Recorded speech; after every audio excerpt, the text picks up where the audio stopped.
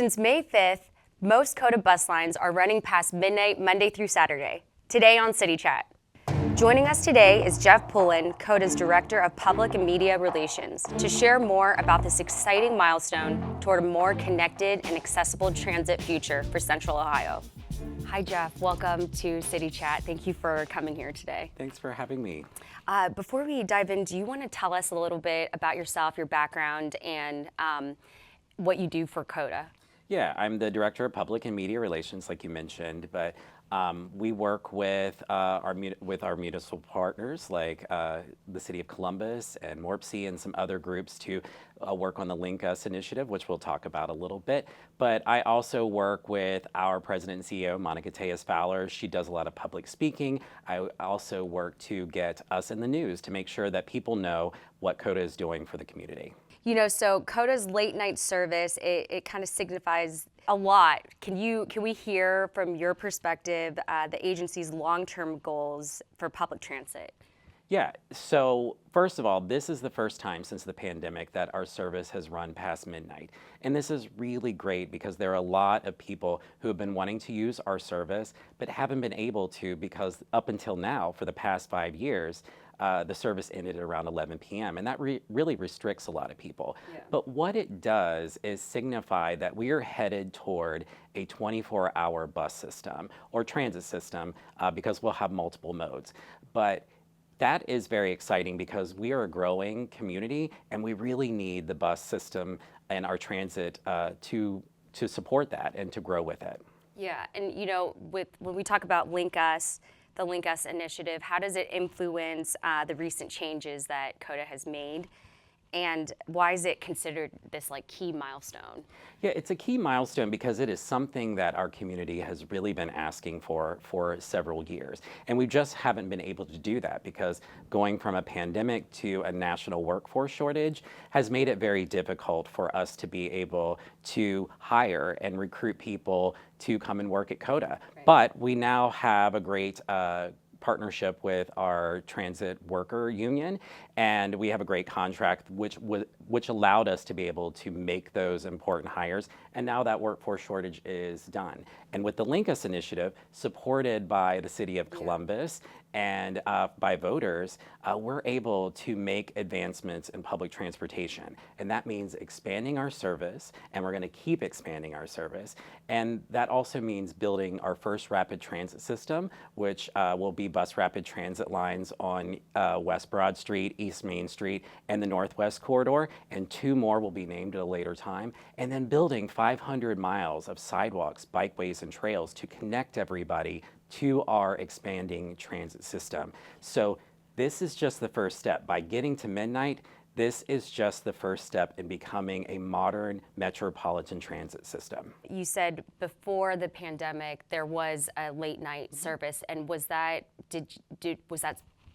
found to be successful? Yes, we always had great usage of our late night service, but as you might remember, during the pandemic, there was a push from the state and from the federal government to restrict the number of people who were in those public spaces. So we really had to pull back on our service times. So at one point, we were 7 a.m. to 9 p.m. And we've gradually expanded on both sides of that time frame to get to where we are now, which is 5 a.m. to midnight.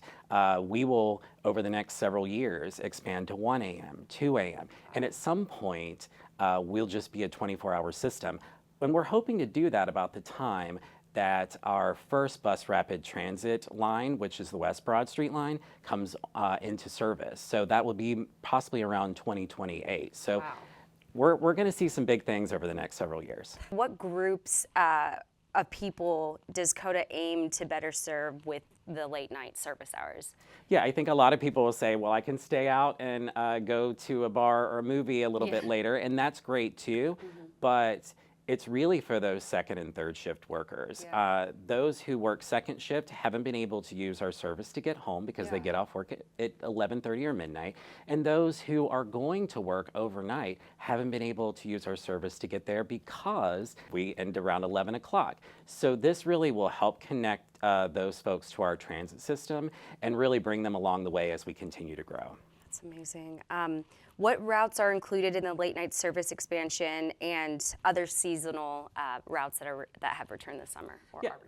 Yeah, so we have lines 1 through 11, 102, and CMAX. Those are our downtown lines. Okay. So they come downtown every 15 to 20 minutes or so. And they will be until they'll have their last run out of downtown at midnight. So that means your last trip out will be right around 12:05. We also have what we call crosstown lines. Those are lines that travel throughout our service area, but they don't come downtown. They will also expand past midnight because we want people to be able to connect with a crosstown line in case they need to travel between two transit lines. Right. So that's great.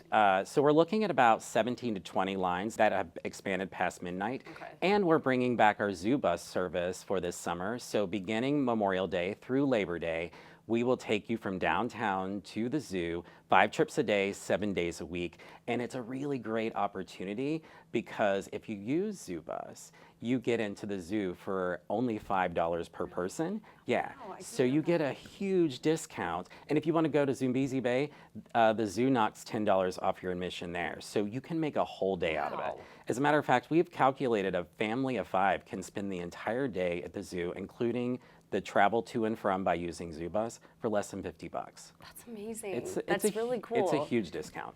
I wonder because like I just feel like there's so many cool ideas that come out of COTA that just connect with everything. Are you a part of that team? Like when you're just like when the light hits and it's like, oh well, this makes sense to make this service possible and to extend these hours.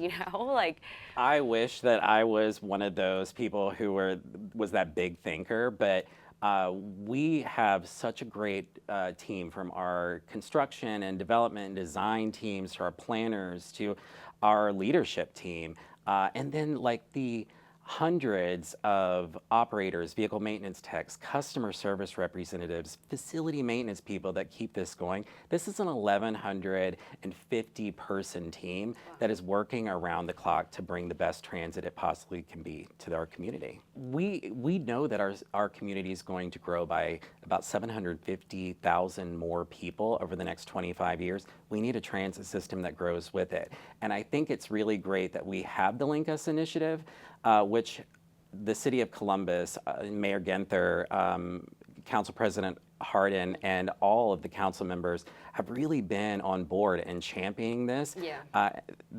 Their work and our partners with the Franklin County Board of Commissioners, Columbus Partnership, MORPC, all of them have really helped us get that across the finish line last November, thanks to the support of thousands of voters. It is really exciting to see what's next. So, where can we find more information on schedule and route details? We have great information at COTA.com. You can find everything from the latest timetable schedules, how to ride. We have videos on showing you how easy it is to use our system. Yeah. We also have what we call the Transit app, which you can find in the Apple or Google store, where you can download and you can see when the bus is coming in your neighborhood. You can plan your trip. You can even pay using that app. So we've got a lot of opportunities. That's really great. Is there anything else that you would want our residents to know and just about the future of COTA? Well, we are striving around the clock to make it convenient and safe and affordable and accessible for everyone. If you've not used COTA, I just challenge you to hop on board and ride. It's the best way to see the city and find out what your community has to offer. And it's very easy. It's only $2 a trip. It's very, very easy to use. Thank you so much, Jeff, for coming on and giving us this information. Thank you so much. I'm Josie Smith. Thanks for watching City Chat on CTV.